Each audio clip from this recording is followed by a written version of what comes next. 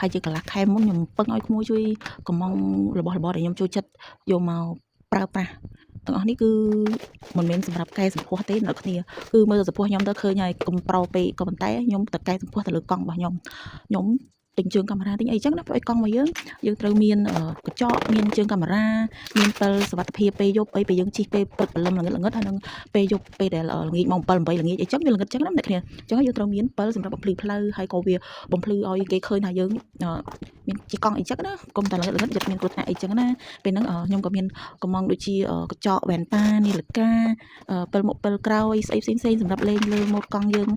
លេងឲ្យស្អាតផងហើយនឹងលេងឲ្យមានសុវត្ថិភាពផងដោយអាភ្លើងមួយហ្នឹងចឹងគឺខ្ញុំលេងពីក្រោយដាក់ពីក្រោយចឹងណាវាមាន4ពណ៌អ្នកគ្នា4ម៉ូតភ្លើងវាចេញភ្លឹបចឹងណា4ម៉ូតហើយខ្ញុំមានកញ្ចក់ទៀតកញ្ចក់ខ្ញុំកំងយកបែបជ្រុងបែបជ្រុងស៊ីជាមួយកង់ខ្ញុំបដ ாய் បើដាក់មូលអត់ស៊ីឯងខ្ញុំយកប្រើជ្រុងអ្នកគ្នាពេលដែលយើងជិះកង់ពេលយើងជិះកង់យើងមានកញ្ចក់គឺល្អសឹងនឹង70%ទៅ100%សុវត្ថិភាពសម្រាប់យើងមិនចាំបាច់ងាកមើលអីចឹងណា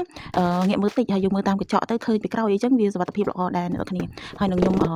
មានភ្លើងមានអីលេងក្នុងបន្ទប់មានអីដែរអញ្ចឹងណាគ្នាមួយរយៈនេះគឺចូលចិត្តកំងតែប្រភេទបែបលេងអញ្ចឹងទេ